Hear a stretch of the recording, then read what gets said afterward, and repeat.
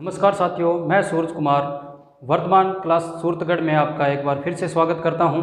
जैसा कि हम जानते हैं कि हम अक्षांश व देशांतरों के बारे में जानकारी प्राप्त कर रहे थे, उसी चरण में हम आगे कुछ और ब्रीफ में उसमें चर्चा करेंगे।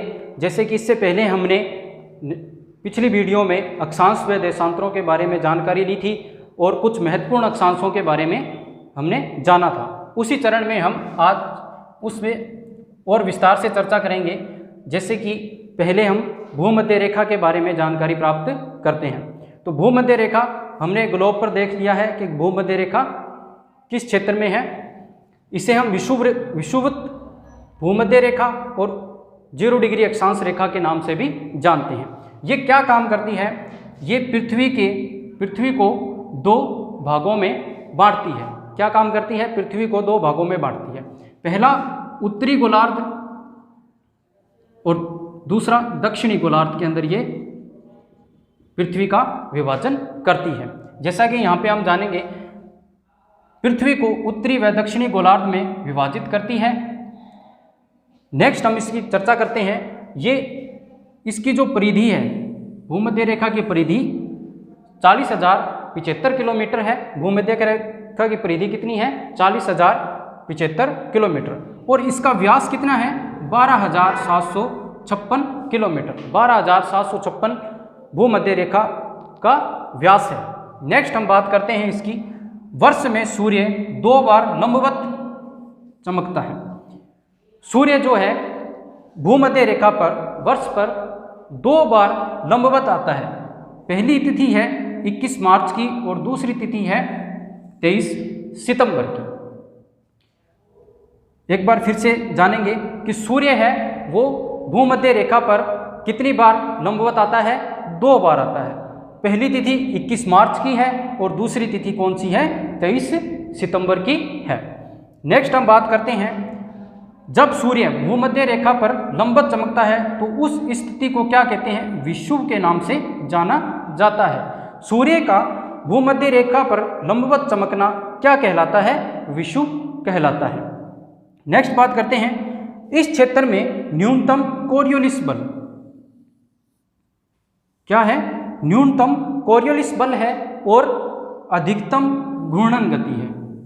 जो ये क्षेत्र है भूमध्य रेखा का, यहाँ पे न्यूनतम कोरियोलिस बल पाया जाता है और अधिकतम घूर्णन गति पाई जाती है। यानी घूर्णन गति पृथ्वी अपने अक्ष पर जैसे घूम रही है उसकी घूर्णन गति, जैसे अक्ष पर ये पृथ्वी यूं घूम रही है तो इसकी ये क्या कहलाएगी? घूर्णन गति कहलाएगी। तो पृथ्वी की जो घूर्णन गति है वो भूमध्य रेखा पर सर्वाधिक पाई जाती है, परंतु जो कोरियोलिस बल है ये न्यूनतम पाया जाता है। नेक्स्ट जो बात करेंगे हम, यह अत्यधिक तापमान व वाष्पीकरण का क्षेत्र है। हमने पढ़ा था कि जब सूर्य की किरणें पृथ्वी पर पड़ती हैं तो जो सूर्य की किरणें जो भूमध्य रेखा का क्षेत्र है यहाँ पे सीधी पड़ती हैं। सूर्य की किरणें सीधी पड़ने के कारण यहाँ पे तापमान अधिक हो जाता है। तो सूर्य की किरणों का सीधे पड़ने के कारण भूमध्य रेखा के क्षेत्र में तापमान अधिक होता है। तापमान अधिक होने से यहाँ पे वाष्पीकरण की स्थिति बनती है, यानी कि ये तापमान का क्षेत्र और वाष्पीकरण का क्षेत्र भी है। नेक्स्ट बात करते हैं, विश्व की सर्वाधिक जैव विविधता भी किस क्षेत्र में पाई जाती है? भूमध्य रेखा के क्षेत्र में। ये जो क्षेत्र है भूमध्य रेखा का क्षेत्र है, इस क्षेत्र के अंदर विश्व की सर्वाधिक जैव विविधता पाई जाती है। नेक्स्ट हम बात करेंगे कि भूमध्य रेखा विश्व के कितने देशों से गुजरती है, किन महाद्वीपों से गुजरती है और किन महासागरों या जल राशियों से गुजरती है। तो पहले हम बात करते हैं कि विषुवत रेखा या भूमध्य रेखा किन देशों से गुजरती है। तो यह विश्व के 13 देशों से गुजरती है, जिनमें है Colombia, Ecuador, Brazil, Sao Tome, Principe, Republic Congo, Gabon, Democratic Congo, Uganda, Kenya, Somalia, Maldives, Indonesia, Kiribati. ये 13 देश हैं जो जिनसे क्या है? भूमध्य रेखा गुजरती है। फिर हम बात करते हैं महाद्वीपों की। किन महाद्वीपों से भूमध्य रेखा गुजरती है? तो 3 महाद्वीप हैं जिनसे भूमध्य रेखा गुजरती है। पहला दक्षिणी अमेरिका महाद्वीप, दूसरा अफ्रीका महाद्वीप और तीसरा है एशिया महाद्वीप। एशिया महाद्वीप के ये विश्व का सबसे बड़ा महाद्वीप है। लास्ट, ये किन जलराशियों से होकर गुजरती है? तो ये विश्व की 3 जलराशियों से होकर गुजरती है। पहली प्रशांत महासागर, अटलांटिक महासागर और तीसरा है हिंद महासागर। हिंद महासागर का नाम हिंदुस्तान यानी भारत देश के नाम पर ही इसका नाम हिंद महासागर पड़ा है। तो आप इसका स्क्रीनशॉट ले लीजिए। तो हमने अभी इससे पहले भूमध्य रेखा के बारे में जानकारी प्राप्त की थी। अब हम 2 मुख्य और अक्षांश रेखाएं हैं, पहली है कर्क रेखा और दूसरी मकर रेखा के बारे में जानकारी प्राप्त करेंगे। तो पहले आते हैं हम कर्क रेखा के ऊपर। तो कर्क रेखा भूमध्य रेखा से 23.5 डिग्री उत्तरी अक्षांश रेखा, भूमध्य रेखा यानी 0 डिग्री अक्षांश रेखा से 23.5 डिग्री उत्तरी अक्षांश रेखा को हम कर्क रेखा या कर्क रेखा के नाम से जानते हैं, ट्रॉपिक ऑफ कैंसर के नाम से जानते हैं। ये 23.5 डिग्री उत्तरी अक्षांश रेखा है। आगे बात करते हैं, वर्ष में एक बार सूर्य यहाँ लंबवत चमकता है। वर्ष में एक बार सूर्य कर्क रेखा पर लंबवत चमकता है। वो तिथि कौन सी है? 21 जून की तिथि है। 21 जून को सूर्य कर्क रेखा पर लंबवत चमकता है। इस दिन कर्क रेखा पर सूर्य लंबवत चमकता है। दूसरी बात हम करते हैं, सूर्य की यह स्थिति जब सूर्य 21 जून को कर्क रेखा पर लंबवत चमकता है तो उस स्थिति को हम ग्रीष्म अयनांत के नाम से जानते हैं। किस नाम से जानते हैं? ग्रीष्म अयनांत के नाम से जानते हैं। फिर हम बात करते हैं, कर्क रेखा विश्व के कितने देशों से गुजरती है? कर्क रेखा विश्व के कितने देशों से गुजरती है? तो कर्क रेखा विश्व के 16 देशों से गुजरती है। उनमें कौन से देश शामिल हैं उनकी जानकारी हम प्राप्त करेंगे।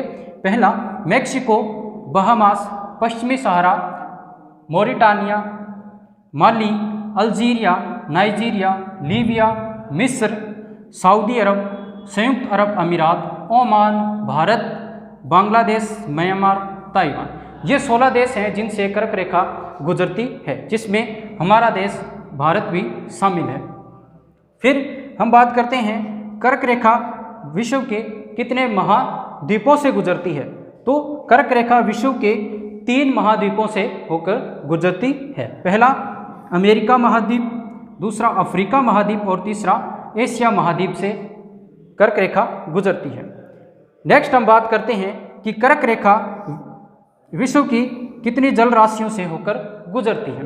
तो 5 जल राशियों से कर्क रेखा गुजरती है। प्रशांत महासागर से, मेक्सिको की खाड़ी से, अटलांटिक महासागर से, अरब सागर और ताइवान की खाड़ी से होकर कर्क रेखा गुजरती। ये तो थी विश्व की बात। अब हम भारत की बात करें, कर्क रेखा भारत में कितने राज्यों से होकर गुजरती है? तो कर्क रेखा भारत के 8 राज्यों से होकर गुजरती है और यह रेखा भारत को 2 भागों में विभाजित करती है। तो भारत की हम बात करेंगे तो भारत के 8 राज्यों से होकर कर्क रेखा गुजरती है। तो पश्चिम से पूर्व की स्थिति के बारे में हम जानकारी प्राप्त करेंगे। कर्क रेखा पर स्थित भारत के पश्चिम से पूर्व के राज्य, तो पहला पश्चिम में आ जाता है गुजरात, उसके बाद राजस्थान। राजस्थान की हम बात करें तो राजस्थान के 2 जिले कर्क रेखा पर स्थित हैं, बांसवाड़ा और प्रतापगढ़। फिर मध्य प्रदेश आ जाएगा, फिर छत्तीसगढ़, फिर झारखंड, पश्चिम बंगाल, त्रिपुरा और मिजोरम। ये तो इसकी स्थिति है पश्चिम से पूर्व की ओर। और क्वेश्चन कहाँ से आएगा? अगर स्थिति पूछ लेगा पश्चिम से पूर्व की स्थिति बताइए और पूर्व से पश्चिम की स्थिति बताइए, तो पूर्व से हम देखेंगे मिजोरम, त्रिपुरा, पश्चिम बंगाल, झारखंड, छत्तीसगढ़, मध्य प्रदेश, राजस्थान और गुजरात। ये इसकी पूर्व से पश्चिमी स्थिति आ जाएगी। तो हमने बात की कर्क रेखा की। अब हम बात करते हैं अंतिम मुख्य रेखा कर्क मकर रेखा की बात करेंगे। इस टॉपिक के साथ ही हमारा अक्षांशों का टॉपिक समाप्त हो जाएगा। तो हम मकर रेखा की बात करते हैं तो ये है 23.5 डिग्री दक्षिणी अक्षांश रेखा है, जिसे ट्रॉपिक ऑफ कैप्रिकॉर्न के नाम से भी जानते हैं। भूमध्य रेखा यानी 0 डिग्री अक्षांश रेखा से 23.5 डिग्री दक्षिणी अक्षांश रेखा को हम मकर रेखा के नाम से जानते हैं। अब क्या होता है, वर्ष में एक बार सूर्य मकर रेखा पर भी लंबवत चमकता है, तो वो तिथि कौन सी है? 22 दिसंबर की तिथि है। सूर्य मकर रेखा पर लंबवत कब चमकता है? 22 दिसंबर को चमकता है। इस स्थिति को हम ग्रीष्म अयनांत कहते हैं। जब सूर्य मकर रेखा पर यानी 22 दिसंबर को लंबवत चमकता है तो इस स्थिति को हम शीत अयनांत कहते हैं। क्या कहते हैं? शीत अयनांत कहते हैं। अब हम देखते हैं मकर रेखा विश्व के कितने देशों से होकर गुजरती है। तो मकर रेखा विश्व के 10 देशों से होकर गुजरती है। तो इसमें आ जाते हैं चिली, अर्जेंटीना, प्रागवे, ब्राज़ील, नामीबिया, दक्षिणी Africa, Mozambique, Madagascar, Australia, Botswana. ये 10 देश हैं जहाँ से होकर मकर रेखा गुजरती है। फिर हम बात करते हैं मकर रेखा विश्व के कितने महाद्वीपों से होकर गुजरती है। तो मकर रेखा विश्व के 3 महाद्वीपों से गुजरती है, दक्षिणी अमेरिका, अफ्रीका और ऑस्ट्रेलिया। अब आपने देखा होगा भूमध्य रेखा, कर्क रेखा और मकर रेखा, ये तीनों रेखाएं अफ्रीका महाद्वीप से होकर गुजरती हैं। तो क्वेश्चन क्या आएगा? भूमध्य रेखा, कर्क रेखा और मकर रेखा तीनों किस महाद्वीप से गुजरती हैं? तो क्या नाम आएगा? अफ्रीका महाद्वीप से गुजरती है। फिर हम बात करते हैं मकर रेखा कितनी जल राशियों से होकर गुजरती है। तो मकर रेखा 3 जल राशियों से होकर गुजरती है, प्रशांत महासागर, अटलांटिक महासागर और हिंद महासागर। हिंद महासागर हमें पता है भारत के दक्षिण में हिंद महासागर स्थित है।